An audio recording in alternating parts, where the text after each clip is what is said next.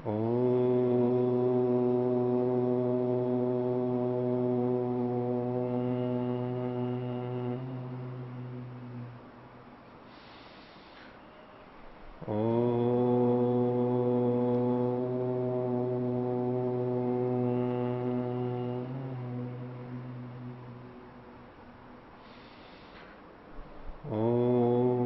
सहनावतु सहनौ भुनक्तु सह वीर्यं करवावहै तेजस्विनावधीतमस्तु मा विद्विषावहै। ओम शांति शांति शांति।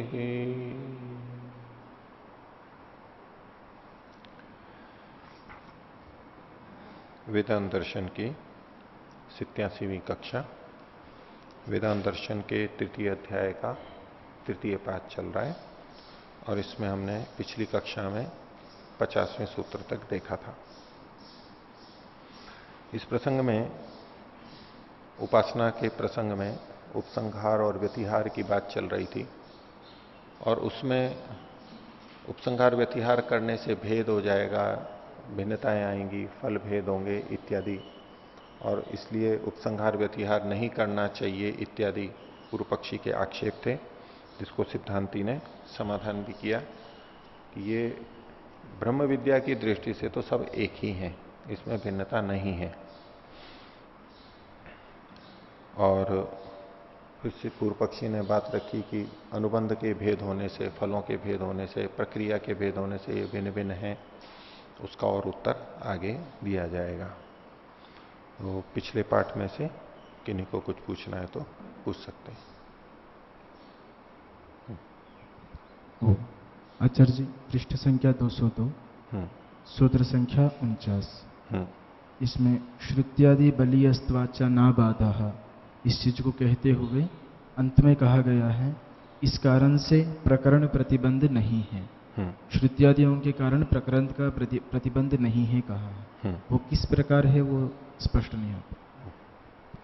तो देखिए, एक तो प्रकरण का प्रतिबंध क्या है, इसका मतलब क्या है। प्रकरण यहां पर वो हुआ कि जिस प्रसंग में परमात्मा के जो गुण कहे गए हैं, ये प्रकरण है। विशेष प्रसंग में परमात्मा को भिन्न भिन्न गुणों विशेषणों से लिखा गया है, कहा गया है। अब वहां जितने पढ़े गए हैं उतने ही वहां पर रहना, उससे कम या अधिक ना होना। दूसरे शब्दों में कहें तो उपसंहार और प्रतिहार ना होना, ये प्रतिबंध हो गया।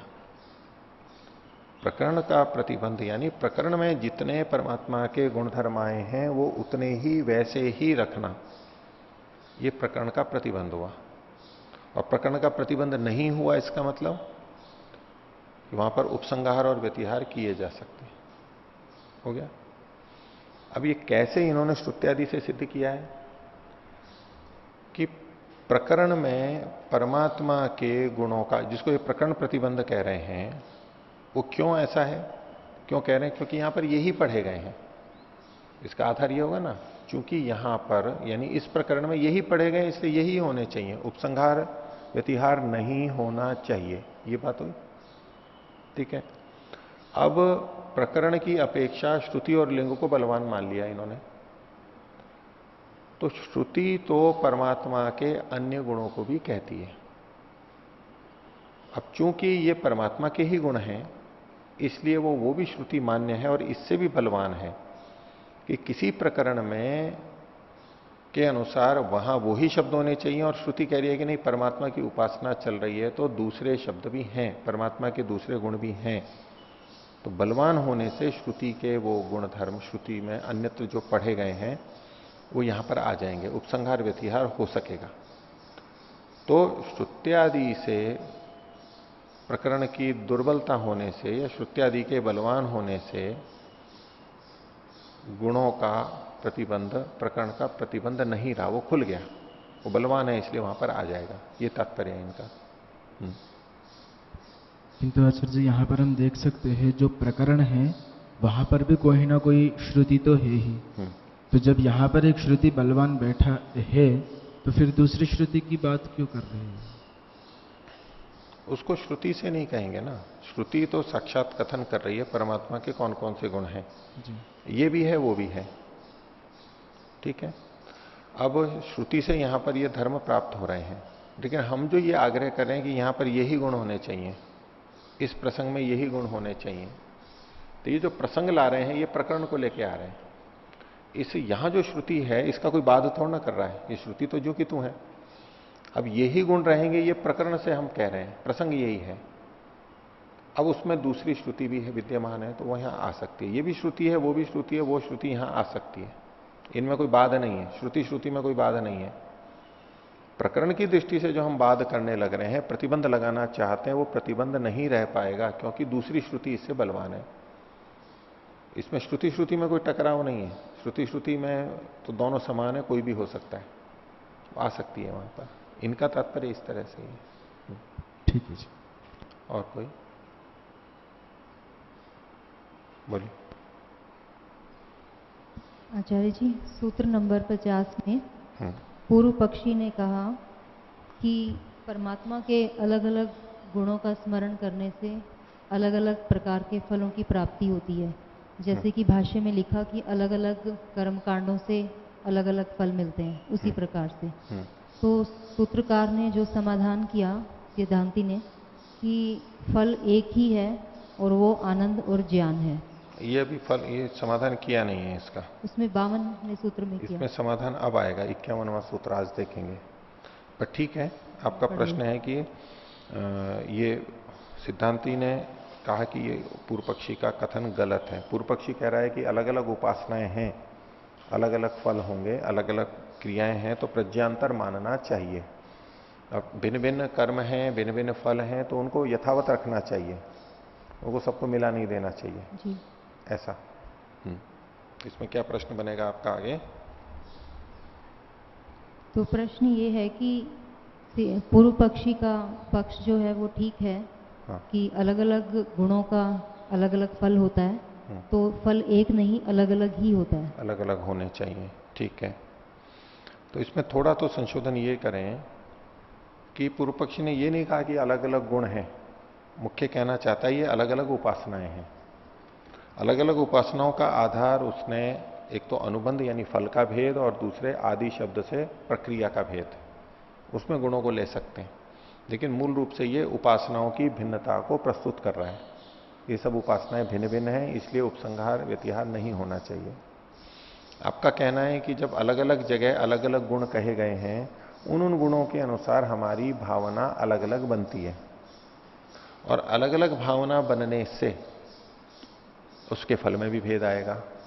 जैसे आपकी बात को ही रख रहा हूं कि किसी ने परमात्मा को दयालु इस रूप में लिया, तो दयालु शब्द बोला, दयालु अर्थ की भावना की, परमात्मा कैसे दया करता है, कैसे दयालु है, ये सारा चिंतन चल रहा है, तो उसमें दयालुता का भाव आएगा। मुझे भी दयालु बनना चाहिए, ठीक है। दूसरे ने कहा न्यायकारी है, किसी ने कहा अंतर्यामी है, किसी ने कहा सृष्टि का रचयिता है, किसी ने कहा ज्ञान स्वरूप है। तो इन शब्दों को लेते हुए अलग अलग भावना बनेगी और अलग अलग प्रभाव आएगा, इसलिए अलग अलग गुण होने से अलग अलग परिणाम आ रहा है, ये आपका कथन है। तो पूर्व पक्षी की बात ठीक ही है कि अलग अलग हैं तो आप इधर से उधर क्यों लेकर के आते हो, तो सिद्धांति की बात क्यों ठीक है। यद्यपि इसका उत्तर आगे आएगा कि फल तो एक ही है। किस रूप में एक ही है? परमात्मा की प्राप्ति के रूप में। आप जिस तरह से भेद कह रही हैं कि परमात्मा के भिन्न शब्दों को बोलने से भिन्न भावना हमारी बनती है, भिन्न गुण हमारे अंदर आते हैं, गुण भिन्न विशेषताएं आती हैं, लेकिन इसको अगर आप व्यापक रूप से देखेंगे, प्रारंभ में तो भिन्नता लगेगी इसके अंदर, लेकिन जैसे ही वो किसी एक भी शब्द की गहराई में जाएगा, एक ही भी किसी शब्द की, बाकी सारी चीजें आ जाएंगी। शुरुआत किसी विशेष भावना से हो रही है, परमात्मा के विशेष गुण को उभारा जा रहा है, लेकिन बाकी सारी चीजें आ जाएंगी। उसको थोड़ा सा समझते हैं। एक तो प्रचलित उदाहरण है, जैसे कि ओम शब्द के लिए कहा जाता है, ये परमात्मा का मुख्य निज नाम है, जिस नाम के साथ अन्य सभी नाम जुड़ जाते हैं। अन्य मतलब परमात्मा के जितने भी नाम हैं वो ओम शब्द में जुड़ जाते हैं। कैसे जुड़ जाते हैं? ओम शब्द का मतलब है रक्षक, रक्षा करने वाला, मुख्य अर्थ जो है, उसमें बाकी सारे गुण भी जुड़ जाएंगे। ये एक ऐसा शब्द है। अलग अलग करते हैं तो भिन्नता है, इसमें सारे के सारे गुण होंगे। ये परमात्मा सर्वशक्तिमान है, तो सर्वशक्तिमान होते हुए वो हमारी रक्षा करता है, इसीलिए रक्षा कर पाता है। वो न्यायकारी है, तो न्याय करते हुए वो हमारी रक्षा कर रहा है। वो सृष्टि की रचना कर रहा है, तो वो हमारी रक्षा कर रहा है। वो सृष्टि का पालन कर रहा है, नाश कर रहा है। कुछ भी आप गुणधर्म ले आइए, दयालु है तो भी हमारी रक्षा कर रहा है, अंतर्यामी है तो भी वो हमारी रक्षा कर रहा है। तो ओम शब्द का अर्थ सर्वरक्षक, और बाकी जितने भी शब्द हैं वो अंत में जाकर के रक्षा में ही जुड़ जाएंगे।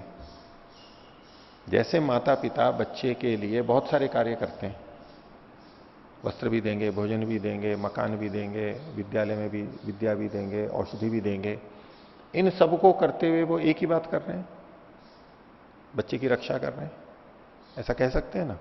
कुछ भी कर रहे हैं, बच्चे को समझा रहे हैं तो भी रक्षा कर रहे हैं, बच्चे को दंड दे रहे हैं तो भी रक्षा कर रहे हैं, बच्चे से प्रेम कर रहे हैं तो भी रक्षा कर रहे हैं। हर जगह रक्षा जुड़ी हुई है।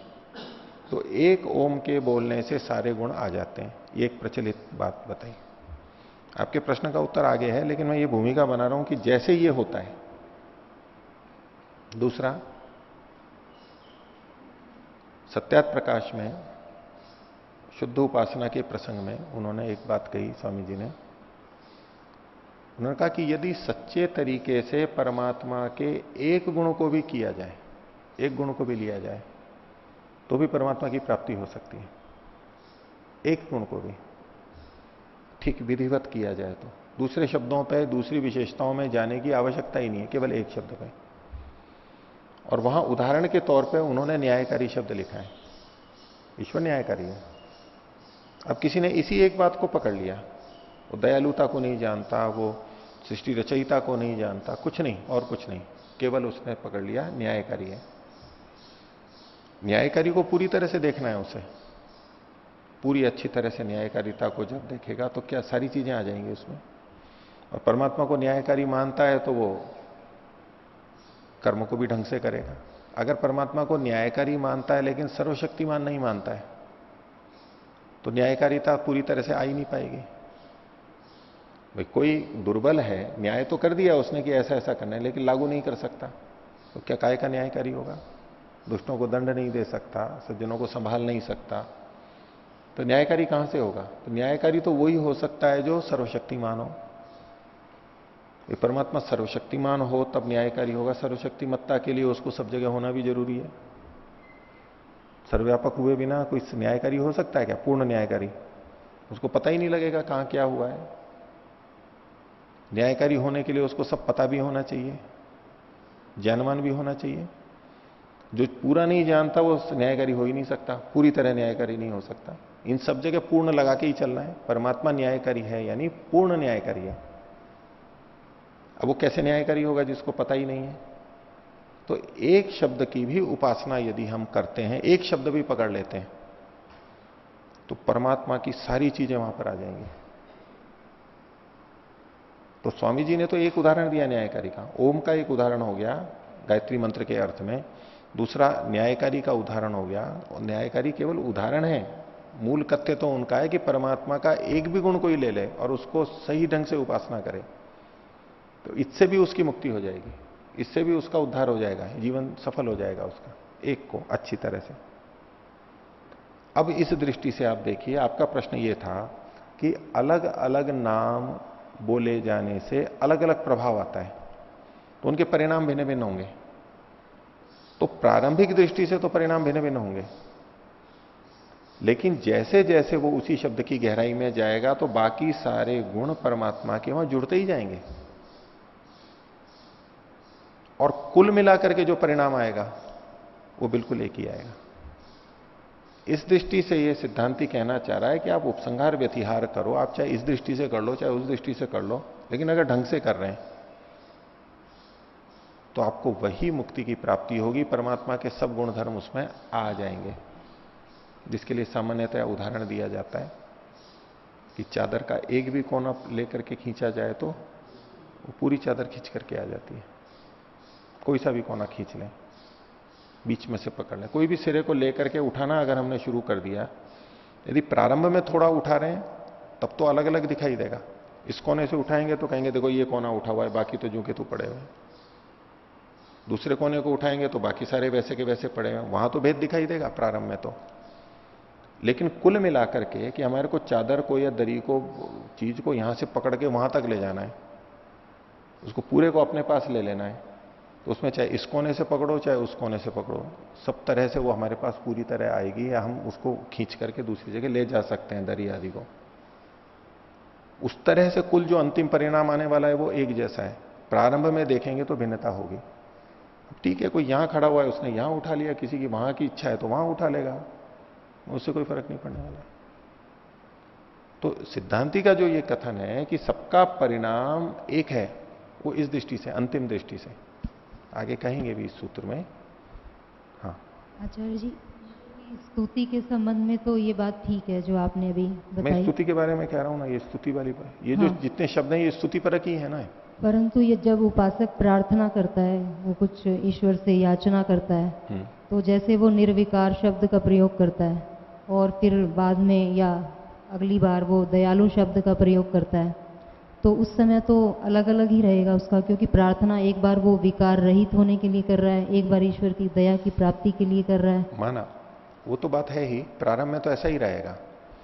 आप स्तुति के साथ साथ प्रार्थना को ले आइए, ठीक है, प्रार्थना पे भी विचार कर लेते हैं, बिल्कुल ये सब ऐसे ही घटेगा। प्रारंभ में वहां पर भी भेद है, एक तो निर्विकारता, दूसरा दयालुता। आप एक को ले लीजिए, हे परमात्मा आप निर्विकार हैं और मेरे को निर्विकार बनाइए, तो परमात्मा की निर्विकारता में सारी चीजें आ जाएंगी वहां पर। अगर परमात्मा निर्विकार का क्या मतलब लेंगे, कोई न्यूनता नहीं है, राग द्वेष आदि नहीं है, आप कहोगे अज्ञान नहीं है, अविद्या नहीं है, तो पूरा पूरा ज्ञान आ जाएगा, पूरा ज्ञान मानना पड़ेगा ना उसमें, तभी तो निर्विकार हो सकता है वो। समस्त ज्ञान आना चाहिए, समस्त ज्ञान के लिए उसको सर्वव्यापक होना भी जरूरी है। अच्छा, जो शक्ति नहीं रखता है, न्याय तो कर रहा है, कर नहीं पा रहा है, तो विकारी हो जाएगा। वो चाहता है करना लेकिन कर नहीं सकता है, असमर्थता आएगी, असमर्थता आने में हमारे में विकार आता है, न्यूनता होती है। परमात्मा निर्विकार है कि कोई उसको दबा नहीं सकता, अगर वो दुर्बल है तो वो विकार से ग्रस्त हो जाता है, दूसरा दबा देगा उसको, या नहीं आपको ऐसा नहीं करना है। वो भले ही अपने मन से चाहता हो कि मैं नहीं करना नहीं करूंगा, अच्छे बुरे का पता है, लेकिन अन्य दबावों के कारण से वो वैसा कर रहा है, ये एक विकार हो गया ना। जितने भी अंश में है एक विकार तो हो गया ना। अब परमात्मा किसी से दबता नहीं है, ये मानना पड़ेगा। अगर वो दब रहा है तो विकार आ गया उसमें, जैसा उसका ज्ञान है वैसा वो कर नहीं पाएगा, असमर्थता आएगी, तो सर्वशक्तिमत्ता, सर्वव्यापकता, सर्वज्ञता, न्यायकारिता, न्याय पूरा नहीं कर रहा है तो विकारी हो गया वो, सब चीजें आ जाएंगी। अब उसके साथ प्रार्थना भी ले लीजिए। एक व्यक्ति ने निर्विकारता का भाव बनाया, मैं निर्विकार बनूं, दयालुता का नहीं किया। आप क्या ये समझते हैं कि जो निर्विकार बन रहा है वो दयालु नहीं बनेगा? दयालुता का विपरीत क्या है? दयालुता का विपरीत आप क्रूरता कह लें, कठोरता कह लें, अन्याय कह लें। जैसे ये आएगा तो निर्विकारता रहेगी क्या? विकार आ गया उसमें। निर्विकारता तो बहुत व्यापक है, किस किस तरह से आप निर्विकारता देखेंगे? सभी चीजों में, हमारे कर्मों में आ जाएगा, हमारे विचारों में आ जाएगा, हमारे ज्ञानों में आ जाएगा, सब में निर्विकारता होनी चाहिए, तब निर्विकारता की साधना पूरी होगी। प्रारंभ में थोड़ी थोड़ी दृष्टि से देखेंगे तो भेद दिखेगा प्रार्थना में भी, कि मैं निर्विकारता की अब मैं दयालुता की प्रार्थना कर रहा हूं, दयालुता भी गुण आना चाहिए। अब जिस समय वो निर्विकारता की प्रार्थना कर रहा है और जो निर्विकारता चाह रहा है, निर्विकारता का जो अर्थ उसने अपने समझ रखा है वो सीमित ले रखा है, और इस कारण से वो सोच रहा है कि मैं दयालुता को भी लेके आऊं। निर्विकारता से तो दयालुता नहीं आ रही है। सीमित अर्थ को लेकर के जब चलते हैं तब हम भिन्न भिन्न अर्थों में जाते हैं। फिर न्यायकारिता की लाएगा नहीं, दयालु बन गया तो फिर न्यायकारी छूट जाएगा, तो न्यायकारिता भी होनी चाहिए। अब वो दयालुता न्यायकारिता को विरोध समझ रहा है। और जो सत्यार्थ प्रकाश में स्पष्ट महर्षि ने लिखा है कि जो दयालु है वो न्यायकारी है, जो न्यायकारी है वो दयालु है, जबकि सामान्यतः विपरीत समझा जाता है। तो हम इन शब्दों का क्या अर्थ समझ रहे हैं और कितनी सीमित मात्रा में लेकर के चल रहे हैं, तब तो ये भेद दिखाई देंगे। लेकिन ये जिस स्तर पे कहना चाहते हैं, उपनिषदकार जिस तरह ये उपसंहार व्यतिहार ये व्यापक रूप से देख रहे हैं, जो गंभीर साधना होती है, गंभीर विचार होता है, भावना बहुत गंभीर होती है, वहां देखेंगे तो कोई भेद नहीं दिखेगा। अंततः परमात्मा का सारा स्वरूप वहां आ जाएगा और हमारे आचरण में भी जो हम प्रार्थना करते हैं वो सारी चीजें आ जाएंगी उसमें। न्यायकारी बनने के लिए हम कहें कि हम न्यायकारी बने, तो क्या क्या चाहिए हमारे को?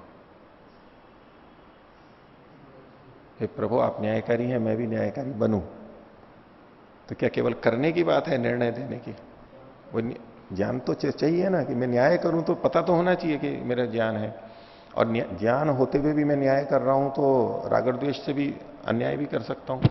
अल्पज्ञता से भी अन्याय होता है, रागद्वेष से भी अन्याय होता है, असमर्थता से भी अन्याय होता है, अन्य बहुत सारे कारणों से होता है। तो न्यायकारी बनने के लिए बलवान भी बनना होगा, ज्ञानवान भी बनना होगा, विद्यायुक्त बनना होगा, रागद्वेष से रहित होना होगा, ऐसा शुद्ध ज्ञान होना चाहिए। मैं शरीर हूं या आत्मा हूं, तो भी नहीं तो अन्याय कर देगा वो। तो सारी चीजें आ जाएंगी वहां पर। प्रार्थना के अंतर्गत भी जब हम लेंगे सारी चीजें आ जाएंगी। उस दृष्टि से फिर वही एक ही परिणाम आने वाला है, अंतर नहीं पड़ेगा उसमें। आचार्य जी, अंतिम स्तर पर तो व्यतिहार और उपसंहार की आवश्यकता ही नहीं है, क्योंकि साधक के लिए सारे गुण, क्योंकि ईश्वर एक है तो उसके सारे गुणों का अर्थ भी अंततः एक ही निकल रहा है। तो ये तो प्रारंभिक स्तर उपासना तो उपासक शुरू में ही करता है, बाद में तो वो समाधि और ठीक है उसमें जाता है, तो उसमें तो कोई भेद नहीं होगा। नहीं होगा। तो व्यतिहार वो तभी उसको आवश्यकता पड़ेगी जब वो इनमें भेद देख रहा है और उसको अलग अलग अपने गुणों का विकास करना है। प्रारंभिक रूप से यही दिखेगा। आपने ठीक पकड़ा कि जो उपसंहार और व्यतिहार कर रहा है, क्यों कर रहा है? क्योंकि उसको उन शब्दों से संतोष नहीं है, उन शब्दों में अरुचि हो रही है, उसको चला नहीं पा रहा है, भिन्नता चाहता है, नवीनता चाहता है रुचि के अनुसार। ये भेद तो करेगा वो। इस भेद के कारण सामान्यतः हमारी बुद्धि ये बनती है कि उपासनाएं अलग अलग हैं, क्योंकि इनसे प्रभाव अलग अलग आ रहे हैं। यही तो पूर्व पक्षी ने कहा था कि आप उपसंहार व्यतिहार कर रहे हो, इससे तो इनके गुणों की न्यून अधिकता हो जाएगी, ये प्रधान हो जाएगा, ये अप्रधान हो जाएगा, ये तो भेद हो गया। यही तो प्रश्न उठाया था उसने। इसका उत्तर दिया जा रहा है कि भेद नहीं है, ये प्रारंभ में लग रहा है रुचि के अनुसार आप ये सब कर सकते हो, इतने अंश में तो भिन्नता है। कहां मना कर रहे हैं कि चादर का एक कोना पकड़ा है, उसने दूसरा पकड़ा, तो बोले ये तो भिन्नता है, ये यहां खड़े होके पकड़ा है, ये वहां पकड़ा है, यहां इस रंग का है, वहां इस रंग का है। ये भेद तो दिख ही सकते हैं ना। लेकिन अंतिम समझ क्या है? जो सारी बात को जानता है वो क्या सोचता है? भाई चाहे आपने इस रंग वाला छोर पकड़ा है, चाहे उस रंग वाला पकड़ा है, ये तो आप जो करना है, उद्देश्य क्या है? चादर को खींच के लाना है, इकट्ठा करना, पास में लेना। वो तो आपको सब जगह से हो जाएगा। समझदार तो यही बोलेगा। जो भिन्नता करते रहेंगे वो कहें, वो बच्चों का खेल लगेगा। जैसे बच्चे कह रहे नहीं, इधर से पकड़ने से अच्छी तरह चादर आ जाती है, मैंने यहां पर पकड़ा है, सबको यूं ही कहेगा कि नहीं यहीं से पकड़ के खींचो, ये मेरा अनुभूत है, यहीं से पकड़ो। उसने वही देखा है, उसको विश्वास भी है कि ऐसा करने से ऐसा होता है, प्रत्यक्ष है। उसको नहीं पता कि और जगह से भी खींच सकते हैं, जैसे बच्चे कर लें। तो ये उपासकों का, साधकों का बचपना ही तो है। वो अपने उसी अंश को समझते हैं कि हाँ इस तरह से हुआ है तो यही होगा, और दूसरा तो कुछ हो ही नहीं सकता। लेकिन आप बड़े हैं पास में, तो आप तो ऐसा नहीं सोचेंगे ना। ये जो उत्तर देने, ये ऐसे बड़े व्यक्ति हैं जो सब उपासनाओं को जानते हैं, समझे हुए हैं। ये जो भेद देख रहे हो फलों का, ये तो बचपना है आपका। यही तो समझाना चाह रहे, ये प्रसंग है क्या फिर? और हम इसको भेद समझते हैं, ये भेद नहीं है वास्तव में, कोई अंतर नहीं आने वाला है। प्रारंभ में थोड़ा भेद दिखेगा और कोई अंतर नहीं आने वाला है। एक मकान को बनाते हैं, ये मकान मान लो ये बना हुआ है हॉल, कहां से बनाना शुरू करेंगे तो मकान बनेगा? आप ये तो कह सकते हो कि नींव होनी चाहिए पहले, फिर दीवार होनी चाहिए, फिर अगली मंजिल आएगी, इतना तो ठीक है। नींव कहां से पहले खुदनी चाहिए थी इसकी? इस मकान की नींव इधर से खुदे तो अच्छा रहेगा या उधर से खुदे तो या इधर से? और नींव पहले यहां डाले, ये पिलर यहां डाले, उससे कोई फर्क पड़ता है? दीवार खड़ी करें पहले यहां चीनेंगे फिर वहां चीनेंगे, कोई फर्क पड़ता है? भाई वहां से कर लो तो यहां से कर लो, इधर किया तो बाद में वहां हो जाएगा, वहां किया तो बाद में यहां हो जाएगा, अंतर कहां है? प्रक्रिया मूल वही होनी चाहिए। भवन निर्माण की प्रक्रिया वैसी की वैसी है, मूल सिद्धांत नहीं बदलने चाहिए। मूल सिद्धांत बदल दिए फिर तो अलग बात हो जाएगी। ये जो थोड़ी मोटी चीजें भेद हो रही हैं जिसके आधार पर हम भिन्नताएं समझने लगते हैं, वो नहीं है भिन्नताएं, एक ही है वो। यही समझाने का प्रयास कर रहे हैं।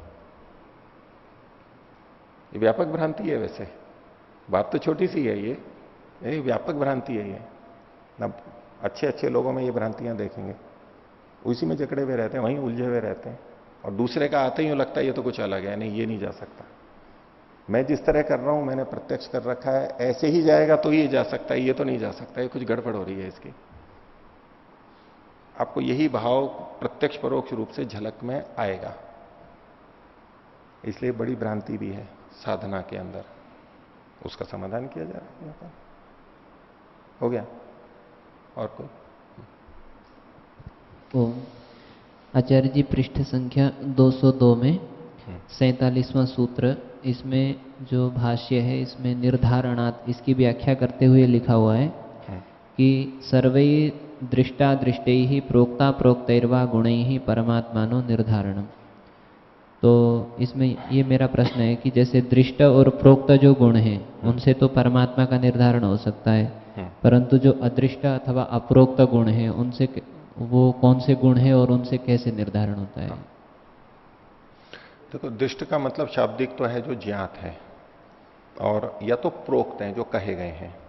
दृष्ट हैं, प्रोक्त हैं मतलब हम शास्त्र को देख रहे हैं, शास्त्र में जो कहे गए हैं वो प्रोक्त हैं और वही हमारे को दिखाई दे रहे हैं उन शब्दों को। तो आप जिस दृष्टि से देख रहे हो वो तो ये है कि शास्त्रों में जितना कहा गया है और जो नहीं कहे गए हैं, और जो नहीं कहे गए हैं वो तो हमारे को दिख ही नहीं रहे हैं, अदृष्ट हैं हमारे लिए, ज्ञात ही नहीं है, अज्ञात है, तो उससे तो कैसे होगा? ऐसे मत देखिए उसको। जिस पंक्ति को, वाक्य को, प्रकरण को हमने लिया है, अब उतने को देखिए, जिसको लेकर के उपासना कर रहे हैं, अलग अलग प्रसंग हैं, उस प्रसंग में ये दृष्ट है, और बाकी के जो गुणधर्म है जो कि यहां नहीं पढ़े गए हैं, दूसरी जगह तो पढ़े गए हैं, दूसरी जगह दृष्ट हैं, दूसरी जगह प्रोक्त हैं, लेकिन यहां पर प्रोक्त नहीं है, यहां दृष्ट नहीं है, वो अदृष्ट कहलाएंगे। तो जो साक्षात वचन हमारे सामने है वो दृष्ट और प्रोक्त, वहां जो गुणधर्म है उनसे भी परमात्मा का निश्चय होता है, निर्धारण होता है। और जो यहां नहीं पढ़े गए हैं, यहां दिखाई नहीं दे रहे, अदृष्ट हैं और अप्रोक्त हैं, यहां नहीं प्रोक्त हैं, अन्यत्र भले ही प्रोक्त हैं, उनसे भी होता है। इससे भी निर्धारण होगा, परमात्मा का निश्चय होगा, उससे भी होगा। इसीलिए तो उपसंहार और व्यतिहार को स्वीकार कर रहे हैं, कोई अंतर नहीं पड़ा, आप इससे कर लो चाहे उससे कर लो, उस संदर्भ में ही देखेंगे इसको। और कोई बोलिए।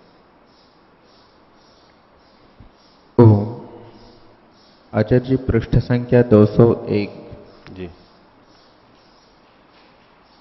सूत्र संख्या 45।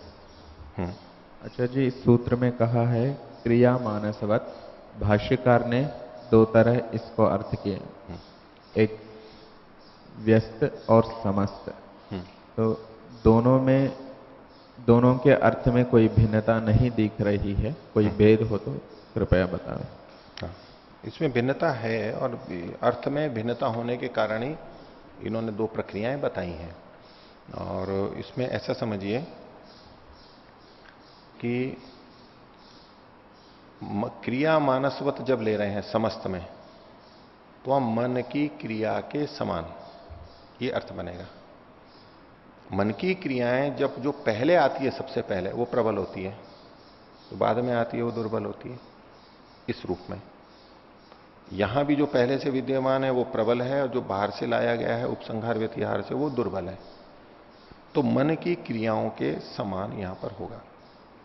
यह है समस्त में अर्थ, समास करते हुए जो अर्थ है।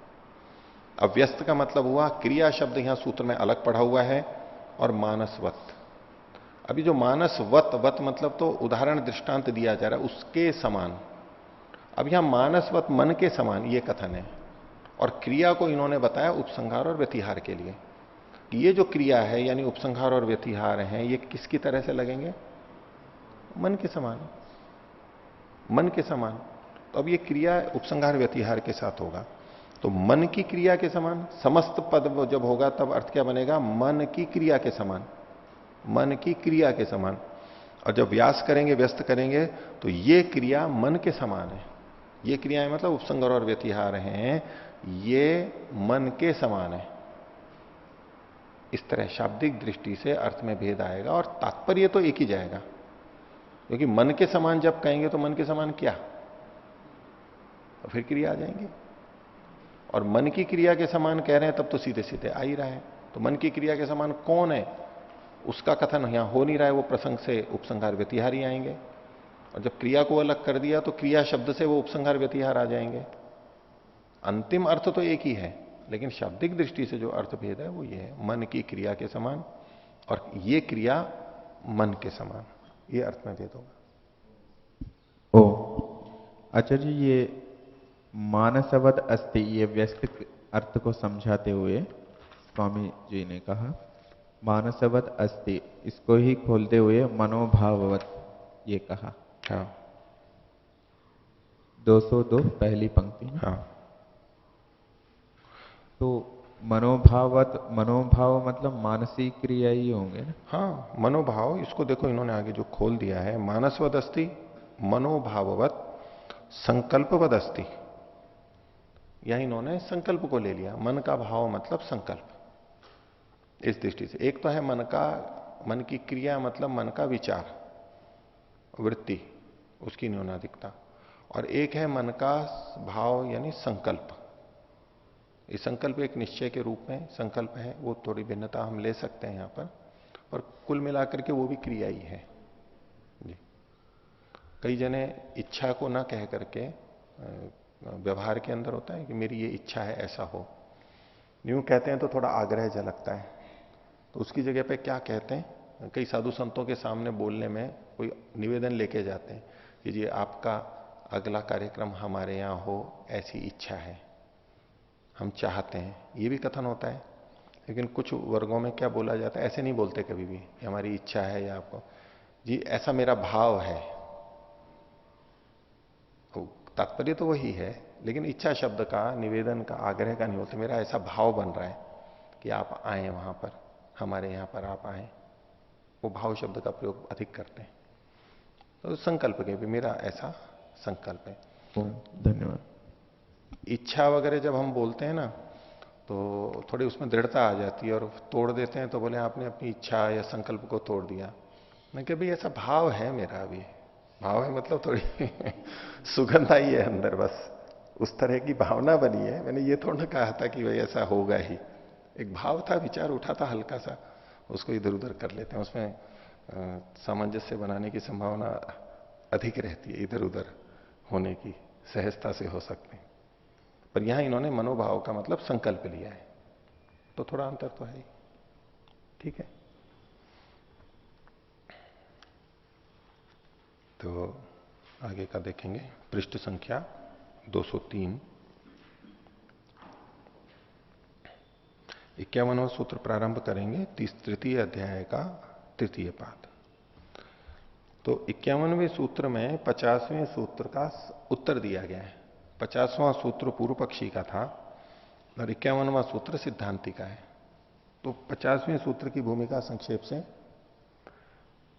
कि ये जो भिन्न भिन्न उपासनाएं हैं, जो अलग अलग उपासनाएं हैं, ये प्रज्ञांतर हैं, भिन्न भिन्न ज्ञान है, अलग अलग ही मानना चाहिए।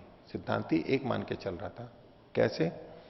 जैसे कि अन्य कार्य होते हैं, अन्य विद्याएं हैं, कर्मकांड हैं, उसमें भेद होने से वो विद्या प्रज्ञांतर माना जाता है, प्रक्रिया का भेद होने से। और वहां अनुबंध यानी फल भी भेद है और प्रक्रिया का भी भेद है। और उससे अलग अलग फलों की प्राप्ति भी देखी जाती है, परमात्मा की प्राप्ति भी देखी जाती है, ये अलग अलग है तो भी। तो इसके उत्तर के लिए अब आगे सिद्धांति बोल रहा है 51वां सूत्र। 51 की भूमिका में ब्रह्ममुनि जी लिखते हैं व्यतिरेकेण उत्तरयति। व्यतिरेक से उत्तर दे रहा है। व्यतिरेक का विपरीत शब्द होता है अन्वय। अन्वय से उत्तर दे रहा है, व्यतिरेक से उत्तर दे रहा है। जैसे कि न्याय दर्शन में व्याप्ति आदि होती है, अन्वय से व्याप्ति होती है, व्यतिरेक से होती है। और निर्णय करते हैं जैसे व्याकरण आदि में या विज्ञान में, तो उल्टा सीधा देख के तो भाई अन्वय व्यतिरेक से ऐसा देखेंगे। तो व्यतिरेक विपरीत अर्थ में आता है, दूसरे अर्थ में। तो पिछले सूत्र में इन्होंने पृथक्त्व को कहा था, प्रज्ञांतर पृथक्त्ववत्, वहां भिन्नता को बताते हुए कहा था पूर्व पक्षी ने। तो वैसे सीधे सीधे उत्तर देते तो ये कहते कि भिन्न होते हुए भी एक हैं, वो उत्तर देते हैं, वो आगे देंगे वैसे उत्तर। लेकिन अभी किस तरह से उत्तर दे रहे हैं? पृथक्त्व का भिन्न क्या होगा? विपरीत व्यतिरेक अपृथक्त्व, उसको कहेंगे सामान्य। पृथक्त्व है, पृथक्त्व का दूसरा मतलब होता है विशेष। ये अलग है, ये अलग है, इसकी अपनी कुछ अलग विशेषताएं, इसकी अपनी विशेषताएं। पृथक्त्व से विशेषता आती है। विशेषता होने पे ही पृथक्त्व आएगा, नहीं तो पृथक्त्व नहीं आएगा। आयुर्वेद में कहा जाता है विशेषस्तु पृथक्त्व कृत, चरक संहिता में। विशेष क्या होता है? पृथक कर देने वाला होता है। तो जब यहां पृथकता कहा जा रहा है, इसका अर्थ वहां विशेषता अंतर्भावित है। अब पृथकता का व्यतिरेक लेंगे, भिन्न लेंगे तो अपृथकता लेंगे, और उधर विशेष है तो विशेष की जगह सामान्य लेंगे। तो सीधे उत्तर न दे करके दूसरे ढंग से जब उत्तर दिया जाता है, दूसरे ढंग से उत्तर दे रहे हैं, उसको व्यतिरेक कह रहे हैं। तो इसलिए इन्होंने कहा 51वां सूत्र, न सामान्यात अपि उपलब्धे मृत्युवन न ही लोकापत्ति। तो ये 51वां सूत्र हुआ, इसमें कहा न सामान्यात अपि उपलब्धे मृत्युवन न ही लोकापत्ति। तो सामान्य से, उपलब्धे है सामान्यात अपि, उपलब्धि के समान होने पर भी। उपलब्धि का मतलब है ज्ञान, ज्ञान के समान होने पर भी। पीछे जो पूर्व पक्षी ने कहा था इनका पृथक्त्व है, भिन्नता है। किस आधार पे? इसमें अनुबंध आदि भिन्न है, प्रक्रियाएं भिन्न है, यानी शब्द भिन्न हो रहे हैं, वहां पर वो भिन्नता देख रहा है।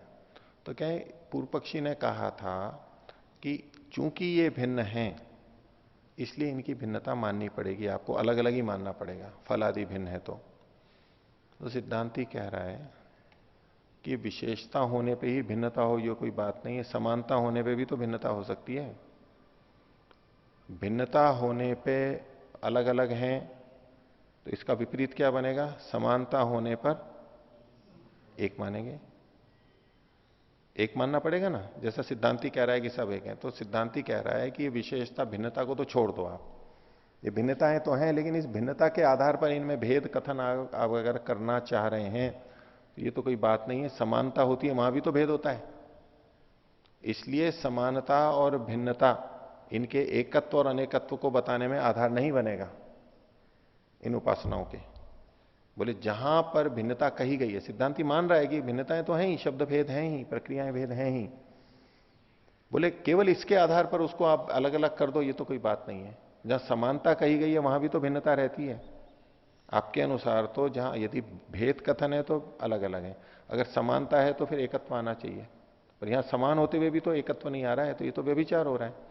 इसलिए पृथक्त्व यानी विशेषता अथवा एकत्व या सामान्य से भी इसके आधार पर आप निर्णय नहीं कर सकते। केवल इसके आधार पर यहां निर्णय नहीं कर सकते कि ये सब एक हैं उपासना या भिन्न भिन्न है। इस रूप में यहां पर इसका खंडन किया गया है, इसको व्यतिरेक से उत्तर दिया गया है। और सूत्र को देखते हैं और भाष्य को देखते हैं। उपलब्धे सामान्यात अपि न, उपलब्धि के सामान्य होने पर भी ऐसा नहीं होता है, यानी एकत्व नहीं हो पाता है, भिन्नता वहां पर रहती है। भाष्य देखिए, किमुच्यते प्रज्ञांतरवद इति तन्न युक्तम। आपने जो पीछे कहा, ये जो कहा प्रज्ञांतर के समान, तो बोले वो कथन ठीक नहीं है आपका। क्यों नहीं है? यथा उपलब्धे है, उपलब्धि के, उपलब्धि को आगे खोल लिया। बुद्धे सामान्य, उपलब्धि के सामान्य यानी समान होने पर बुद्धि के समान होने पर भी। तो उपलब्धि को खोला इन्होंने बुद्धि शब्द से। इसकी पुष्टि के लिए न्याय दर्शन का सूत्र दिया, बुद्धिर उपलब्धिर ज्ञानम इति अनर्थांतरम। ये पर्यायवाची शब्द है, समान अर्थ को बताने वाले हैं, भिन्न भिन्न अर्थ वाले नहीं है। कौन से शब्द? एक तो बुद्धि, दूसरा उपलब्धि और तीसरा ज्ञान। बुद्धि कह लो, ज्ञान कह लो और उपलब्धि कह लो, ये इनका एक ही तात्पर्य है। अच्छा, कैसे? तो कहा मृत्युवत नहीं लोकापत्ति, मृत्यु के समान। अब शास्त्रों में कुछ जगह मृत्यु शब्द का प्रयोग किया गया, दो अलग अलग जगह पे, वो इसको उदाहरण दे रहे हैं अभी आगे। तो उस दृष्टि से मृत्यु मृत्यु तो समान है वहां पर, लेकिन फिर भी एक जैसा परिणाम नहीं आ रहा है वहां पर। उदाहरण के लिए कहा यथा ही मृत्यु बुद्धिया साम्येपि, मृत्यु बुद्धि की समानता होने पर भी। इसको भी मृत्यु कहा, उसको भी मृत्यु कहा, ये एक अलग चीज है, वो अलग चीज है। और इसको भी मृत्यु कहा, इसको भी मृत्यु कहा, इस दृष्टि से मृत्यु बुद्धि की समानता हो गई दोनों के अंदर। मृत्यु बुद्धि की समानता हो गई। एक गाय का दूध है, एक भैंस का दूध है, कहा ये दूध है, ये दूध है, तो दूध की दृष्टि से समान बुद्धि बन गई ना हमारी। एक ये भोजन है दक्षिण भारत का, एक उत्तर भारत का भोजन है, ये भी भोजन है, ये भी भोजन है, भोजन की दृष्टि से बुद्धि साम्य हो गया ना वहां पर। भोजन बुद्धि तो समान हुई ना, चीजें अलग अलग हैं, उसका भेद नहीं कर रहे हैं। वो अलग अलग होगा, अलग अलग स्वाद है, रस है, परिणाम है, लेकिन आहार बुद्धि तो दोनों में समान होगी ना। ये भी खाद्य है, ये भी खाद्य है। तो इस दृष्टि से मृत्यु बुद्धि, इसको भी मृत्यु कहा, उसको भी मृत्यु कहा, ये जो मृत्यु बुद्धि है, एक समानता है वो। तो यथा ही मृत्यु बुद्ध्या साम्येपि, मृत्यु बुद्धि के समान होने पर भी लोकानाम आपन्नता न भवति। लोकों का, ये विभिन्न जो पृथ्वी आदि लोक हैं, इनकी आपन्नता यानी इनका नाश नहीं होता।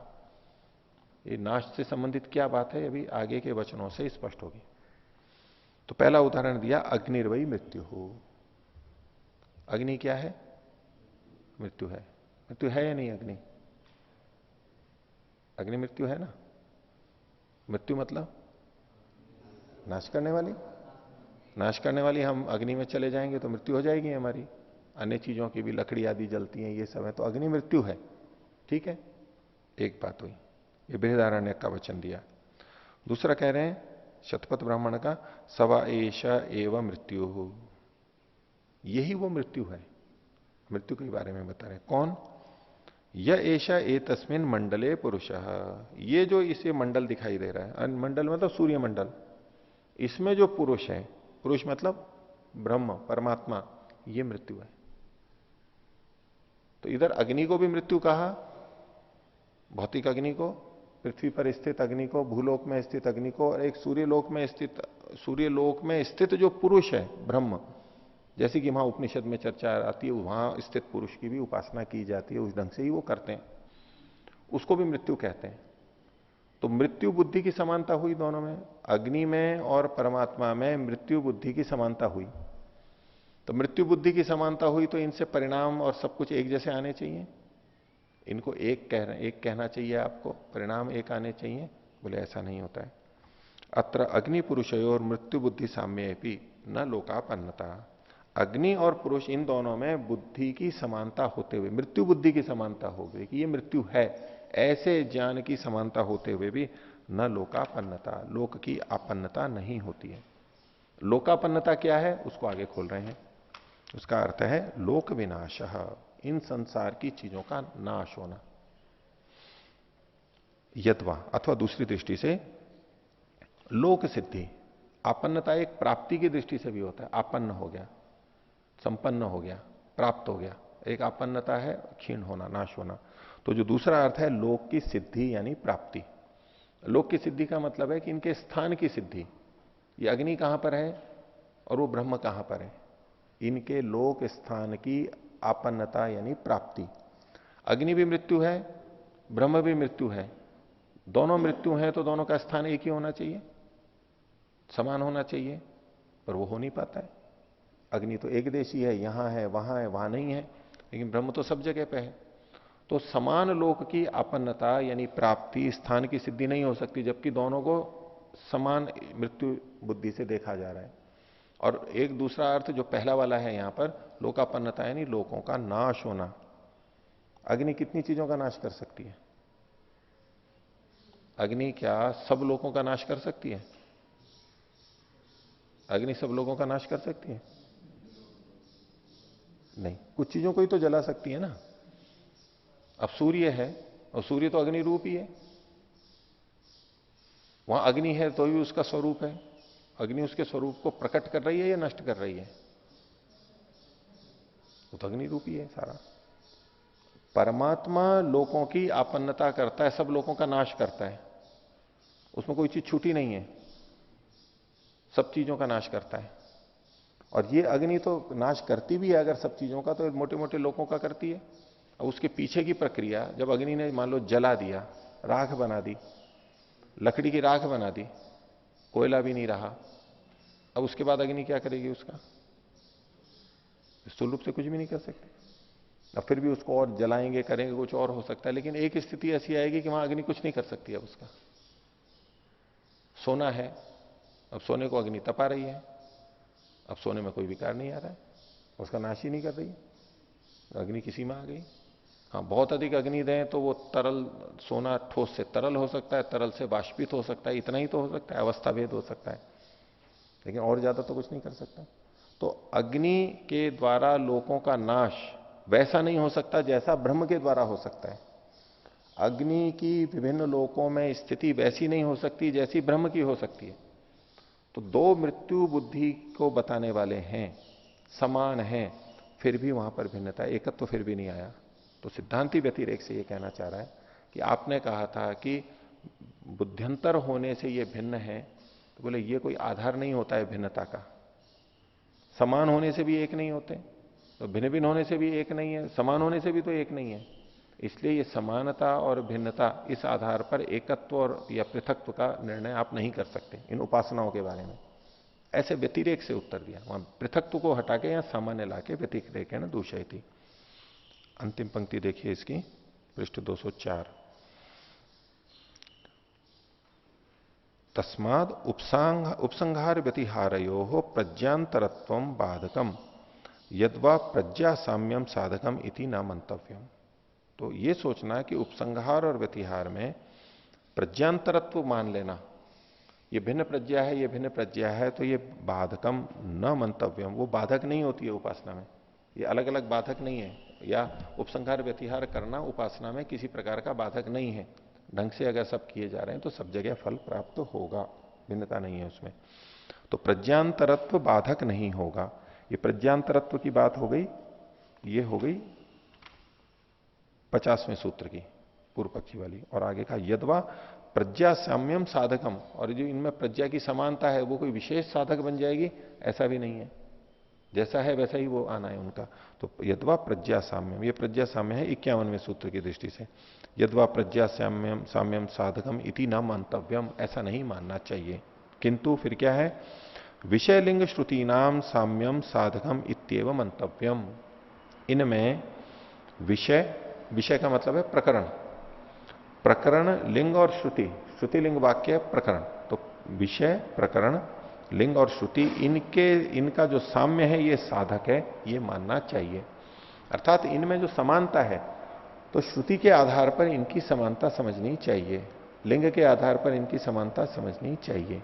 ये ही इसके निर्धारण में तत्व है। ये सब उपासनाएं एक ही हैं, एक ही जगह पर ले जा सकती हैं हमारे को, ठीक ढंग से, उचित ढंग से की जाए तो।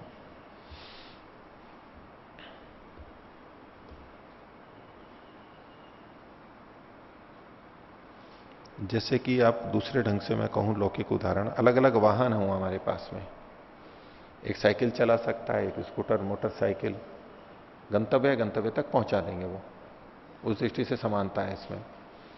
अब मोटरसाइकिल भले ही जल्दी पहुंचाती हो या स्कूटर, लेकिन किसी को चलानी ही नहीं आती है तो क्या करेगा वो, उसके लिए वो उपयुक्त नहीं है साधन है। अच्छा जल्दी पहुंचाएगा लेकिन उसके लिए उपयुक्त नहीं है, उसको तो साइकिल ही चलानी पड़ेगी, और वो भी नहीं आता है तो अब पैदल ही चलेगा वो, उसमें भी क्या आपत्ति है, वहीं पहुंचेगा। और उल्टा करने लगेगा तो नहीं, दूसरों ने कहा है मोटरसाइकिल से जल्दी पहुंचते, साइकिल से जल्दी पहुंचते, सीखी है नहीं और चलाने लग रहा है तो गिरेगा, हाथ पैर टूटेंगे और वो उतनी भी यात्रा नहीं हो पाएगी उसकी। तो अपनी शक्ति सामर्थ्य को ध्यान में रखते हुए मेरी क्या रुचि बन रही है, मेरी मानसिक स्थिति क्या है, उसके अनुसार इसका चयन होना चाहिए व्यक्तिगत रूप से। बाद में सीख जाएंगे तो मोटरसाइकिल भी चला लेंगे, नहीं तो अभी तो साइकिल या पैदल ही चलेंगे। लेकिन अच्छी चीजों का भूत ऐसा सवार होता है, ये सबके लिए वही अच्छा दिखाई देता है। परोपकार की भावना भी आती है, जितनी जल्दी मैंने कर लिया उतनी जल्दी इनको भी मिल जाए। मैं इस दवाई से ठीक हुआ था, ये भी इसी दवाई से ठीक होगा। सबको एक ही दवाई, सबके लिए एक ही दवाई, अब ये चूक जाता है। और कई चिकित्सक भी होते ही हैं, कुछ रोगी जिससे ठीक होते हैं वो हर रोगी को वही दवाइयां देंगे, वो उनकी निश्चित दवाइयां होती है, पेट दवाइयां होती है। ये तो वो हर किसी को देंगे ही। वो कहने जी मेरा तो अनुभव है वर्षों का, मैं तो इतने साल से दे रहा हूं। और ठीक है कहीं लग जाएगा, लेकिन सब जगह तो ये नहीं कह सकते। फिर भी कहीं वो बिल्कुल आवश्यक नहीं हो, कहीं वो विपरीत भी पड़ रही हो उसके, पर वो प्रभाव इतना रहता है। ये वैद्य जी बहुत अच्छे हैं, इन्होंने बहुतों को ठीक किया है, इतने रोगी ठीक हुए हैं, तो वो भी लोग बाग भी मान लेते हैं कि हाँ ठीक है जी आप कह रहे हो इतना है। तो वो विपरीत भी लेता रहता है और उनके विपरीत भी पड़ती रहती है वो दवाई, वो सफल भी नहीं हो पाते। फिर वो कहते हैं भाई तो हम तो सफल नहीं हुए। बोले आपने पथ्य का पालन नहीं किया होगा। वैद्य का तो क्या दोष है, रोगी का ही दोष होगा। शिक्षक का क्या दोष है, वो तो जो सीखने वाले हैं उन्हीं का ही दोष माना जाता है। नहीं, आपने कुछ ना कुछ कमी रखी होगी, आपने भावना ठीक नहीं रखी होगी, आपने पूरी तरह नहीं किया होगा। और दो चार बातें पूछेंगे तो कोई ना कोई दोष तो निकल ही आता है। बोले हाँ ये कारण है आपका, इसलिए आप सफल नहीं हो। ये नहीं पता कि दवाई गलत दे रखी है हमने उसके लिए, वो परीक्षा नहीं हुई पूरी। सबको एक जैसा, सबको एक जैसा वो नहीं हो सकता। तो अपने अपने ढंग से हम इसको कर सकते हैं। ठीक है, आगे देखिए। अन्यच्च दूसरी बात कह रहे हैं, इसी की पुष्टि में सिद्धांति कह रहे हैं। अब सीधे ढंग से उत्तर दे रहे हैं, इनका एकत्व क्यों है। 52वां सूत्र, परेण च शब्दस्य ताद विध्ये भूयस्त्वात् तु अनुबंधः। तो अनुबंध का मतलब तो उसके साथ जुड़ा हुआ जो फल है वो। तो यहां पर परेण तादविध्य, पर का मतलब है पर आत्मा जो है, यानी परमात्मा जो है, उसके साथ में तादविध्य हो जाता है, समान गुण धर्म हो जाते हैं, तद्वत हो जाता है, तद्विद हो जाता है वो। इसकी अधिकता के कारण से वहां पर सब ये शब्द से भूयस्वात, इसमें शाब्दिक यानी शब्द प्रमाण की अधिकता है। बहुत सारे शब्द प्रमाण मिलते हैं कि सब जगह इन सब भिन्न भिन्न जगह कह के वहीं पर ही पहुंचाते हैं, इसलिए अनेक शब्द प्रमाण मिलते हैं। लक्ष्य सबका एक ही है, फल सबका एक ही आने वाला है। भाष्य देखिए, अथच अनुबंध हेतु भिन्न भिन्न प्रकरणगता नाम परमात्मोपासना नाम अनुबंध। अलग अलग प्रकरणों में जो परमात्मा की उपासनाएं कही गई हैं उनका अनुबंध, उसको खोल दिया है फलम, उसको खोल दिया प्रयोजनम। तू न भिन्नम भिन्न भिन्नम किंतु एकमेव, ये तो एक ही है। कैसे एक ही है तो बता रहे तच्च, वो क्या है, परेण ताद्विध्य। तो परेण को खोल दिया परेण आत्मना, यानी परमात्मना सह, पर आत्मा परमात्मा के साथ में ताद्विध्य, इसमें तद्विध्य छप गया है सूत्र में। ताद्विध्य ठीक है, या नीचे ताद्विध्य, ताद्विध्य, ताद्विध्य को इन्होंने आगे खोल दिया है तद्विधत्वे, तद्विधत्वे को आगे खोल दिया तत्सादृश्य, उसकी समानता में, और उसी को आगे खोल दिया तात धर्मे, और उसी को आगे खोल दिया तद्धर्म प्राप्तौ अस्ति, उस धर्म की, उसके धर्म की प्राप्ति में समानता है।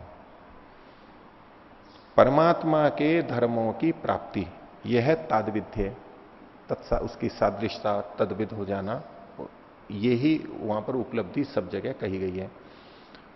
मुक्ति की प्राप्ति, परमात्मा की प्राप्ति का क्या मतलब निकलेगा कि परमात्मा के जैसा हो जाना, परमात्मा के गुण धर्मों का हमारे में आ जाना, वो चाहे आनंद है, ज्ञान है, निर्भयता है इत्यादि जो भी है, दुख रहितता है, उसके गुणों का हमारे में आ जाना, बस यही अंतिम लक्ष्य है, यही। और ये सब जगह समान है। आगे देखिए, ये कैसे कहा आपने समान है, तो कुतः शब्द से भूयस्त्वात्, इस बारे में बहुत सारे शब्द प्रमाण उपलब्ध हो रहे हैं। अत्र विषय शब्द प्रमाण से बाहुल्यात प्राचुर्यात आधिक्यात, इस विषय में शब्द प्रमाण की बहुलता है, उसी को खोल दिया प्राचुर्य है, उसी को खोल दिया आधिक्य है। संति ही श्रुतयो भव्य परमात्म साम्य फल प्रदर्शिका, परमात्मा के फल की समानता को बताने वाली बहुत सारी श्रुतियां हैं। जितनी भी जहां पर भी वर्णन मिलेगा वहां मुक्ति के स्वरूप में भेद नहीं मिलेगा कि यहां ये हो जाएगा यहां ये हो जाएगा। परमात्मा की प्राप्ति और उसका स्वरूप एक ही जैसा मिलेगा। उदाहरण दिया तद्यथा यो ह वै तत्परमम ब्रह्म वेद ब्रह्मैव भवति, जो उस परम ब्रह्म को जान लेता है, परमात्मा को जान लेता है तो वो ब्रह्मैव भवति, वो ब्रह्म ही हो जाता है। अब एक तो है वो अद्वैत वाले की दृष्टि से कि बस वो आत्मा रहता ही नहीं है, परमात्मा बन जाता है, ब्रह्म ही हो जाता है, मतलब ब्रह्म जैसा हो जाता है। गुण आएंगे। ये मुंडक उपनिषद का है। और एक और मुंडक उपनिषद का दूसरे प्रसंग का कह रहे हैं, यदा पश्य है पश्यते रुक्म वर्णम, जब ये पश्य, पश्य मतलब दृष्टा, देखने वाला यानी आत्मा, रुक्म वर्णम कर्तारम ईशम पुरुषम ब्रह्म योनिम पश्यते, उस परमात्मा को देखता है। कैसा परमात्मा? जो रुक्म वर्ण है यानी सुंदर स्वरूप वाला है, ज्योति स्वरूप है, स्वर्ण वर्ण वाला है। कर्तारम जो कि कर्ता है, ईशम यानी जो स्वामी है, उस पुरुष को, ब्रह्म योनिम जो ब्रह्म यानी तो वेद का कारण है, वेद की योनि है, ऐसे उसको जब देखता है, तदा विद्वान पाप पुण्य विधूय, तब ये विद्वान उसको जानने वाला पाप और पुण्य को झाड़ करके, जैसे घोड़ा या गधा हिनहिना करके और हिल करके धूल को यूं झाड़ देता है बड़ी आसानी से, ऐसे झाड़ करके अपने आप अलग हो जाएगी। उसको एक एक को निकाल के हटाना नहीं पड़ता है, झाड़ दिया वो निकल जाएगा। तो विद्वान पाप और पुण्य को विधु करके, कंपन करके, निरंजन दोषों से रहित होके परमम साम्यम उपैति, परम साम्य को प्राप्त हो रहा है। अब साम्यता हो रही है तो किससे साम्यता हो रही है? किसी दूसरे से साम्यता होगी। साम्यता में क्या होता है, एक गुण उधर से इधर आ गया, हमारा गुण तो वहां जाना नहीं है परमात्मा में। आत्मा और परमात्मा में समानता है, हमारा कोई गुण तो परमात्मा में जाने वाला नहीं है। तो समानता का एक ही उपाय है कि परमात्मा के गुण हमारे में आ जाएंगे। तो ये क्या कैसे होगा? ये तादविध्य से होगा, तात्सादृश्य होगा। तो जितना जितना हम परमात्मा के जैसा बनते जाते हैं, एक दृष्टि से वो परमात्मा की प्राप्ति है, उस परमात्मा जैसे बनते जा रहे हैं। पर चूंकि बहुत अंशों में हम नहीं बन पाते, तो नितांत मुक्ति में परमात्मा जैसे हो जाते हैं आनंद आदि गुणों की दृष्टि से, सर्वव्यापकता की दृष्टि से नहीं होते, और ज्ञान की दृष्टि से भी बहुत अधिक साम्य हो जाता है। यही साम्य प्राप्ति है। और जितनी भी उपासनाएं हैं सब में यही होने वाला है, उसमें कोई भेद नहीं है। इसलिए ये सब उपासनाएं एक ही हैं। तो आज का पाठ इतना ही रखते हैं। प्रणाम।